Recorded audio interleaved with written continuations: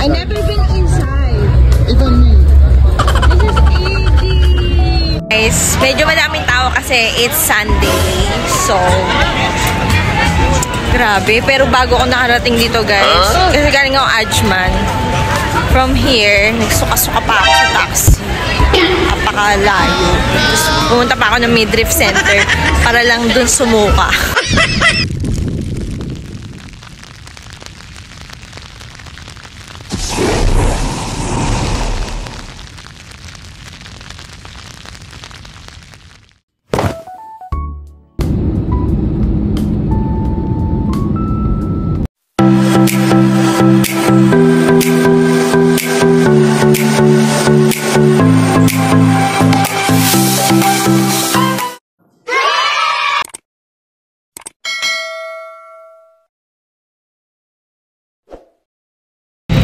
We're here, Sharjah touchdown.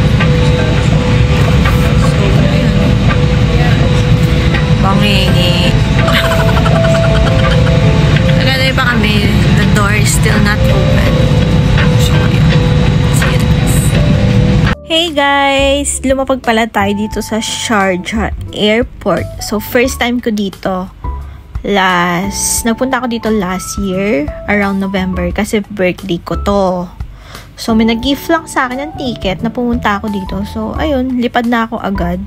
From Sri Lanka ako nang galing. And then, eto na, magbabas. Sinundo kami ng bus. Di ba ganito naman sa terminal? Kapag ka sa Pinas din. So, dito din.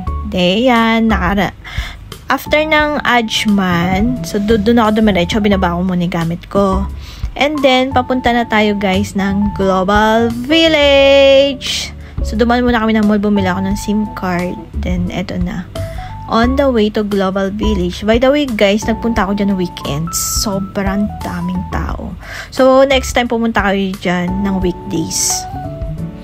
So, maganda siya. First time ko napangako. Para siyang Disneyland dito sa Dubai. We know, guys, I've been in Japan. Pero, hindi pa ako nakarating ng Disneyland doon. Kasi nga mag-isa ako. Walang picture sa akin. Pero ang ganda, nag-iba-iba kulay siya. Ito yung Disneyland ng UAE. Ang ganda siya guys, sulit. Kasi mura lang yung entrance fee.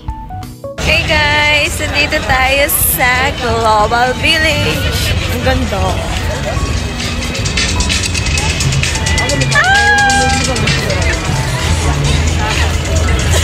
Ang fresh ko naman. Guys, medyo madaming tao kasi it's Sunday. So, grabe. Pero bago ako nakarating dito guys, kasi galing ako Ajman. From here, nagsuka-suka pa ako sa taxi. Napakalayo. Tapos pumunta pa ako ng midriff center para lang dun sumuka. Dun may sumundo sa akin. So ngayon, bibili muna kaming ticket. Siyempre free. Sana all. Is pwede kayong bumili ng ticket dito via walk-in or kaya sa Klook. Pwede rin. I think meron ng Klook. So, check nyo na lang din. Ang daming tao. Nakakahilo. Maganda daw talaga magpunta dito is weekdays. Wala masyadong tao. At maganda sa picture syempre pag wala masyadong tao. Bongga. As in, kulang ang isang araw nyo para malibot to. As in.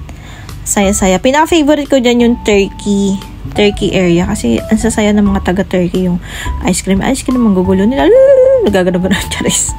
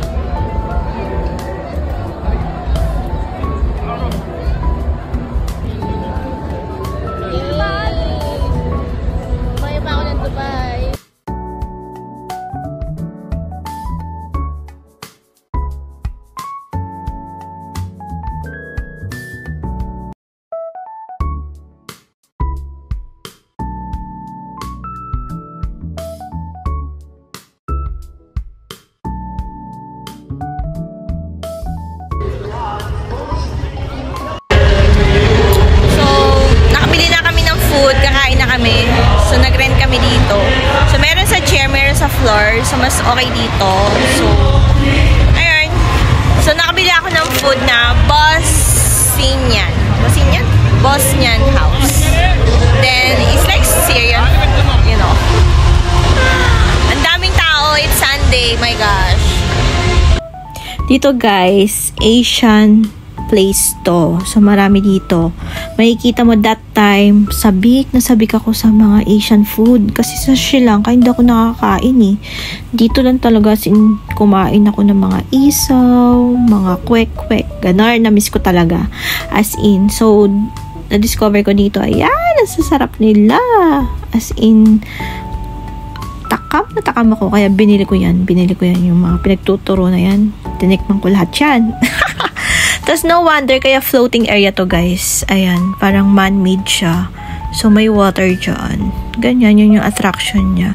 As in, sobrang luwang guys. Sobrang luwang. Wala akong masay. Napakasakit ang paa ko dyan. Kaya pag pumunta kayo guys, dapat comfy yung suot nyo. Kasi sobrang luwang as in. So ayan ako. Eme. Yung buho ko. Hindi ako nagsusuklay noon. Hindi ako mahilig magsuklay eh. So, ayan. Libot-libot lang ang sakit ng paa ko dyan. So, pretending na lang tayo na masaya. Yemen! So, dyan tayo sa Yemen. So, alam naman natin na medyo may war-war dyan, diba? So, kahit man dito, guys, mapa-Yemen man na tayo. Yemen! Sana o Yemen. Charis. Ayan, maganda. Pinasok ko lahat, every booth, kung anong mayroon doon, which is parang minsan pare-parehas lang kasi syempre mga Middle East lang din sila. Tapos yun, mga Muslim country, mga ganyan. Tapos, yun, mga product nila kung anong meron ba dun sa lugar na yun, ganyan. Parang maano ka din guys, curious ka din anong meron doon, 'di ba? So, enjoy nyo guys. Lilibot ko pa kayo as in mga spices pala ang mga product nila. Mga ganyan. So, ni-import nila yan. Na-export nila dyan sa Abu Dhabi or dito sa UAE. Abu Dhabi. Sorry. Yan. Tapos, lahat ng makikita nyo for lahat Middle East. Kasi, global village, it means, yun nga, pangkalahatan. Meron din ako nakita dyan mga booth ng mga UK, mga ganun. So far ngayon, Egypt. So, pangarap ko din yung mapuntahan. So, soon, sana nakapunta ako sa Egypt. So, favorite ko din yan. Ang gaganda kasi ng mga architecture nila, right? And we know that na mayaman talaga sila sa culture. At pinakamatanda silang country sa buong mundo, right? So, history. So, nandito tayo sa Iraq. Diba? Alam naman natin na hindi tayo Alam nyo ba dati yung passport natin?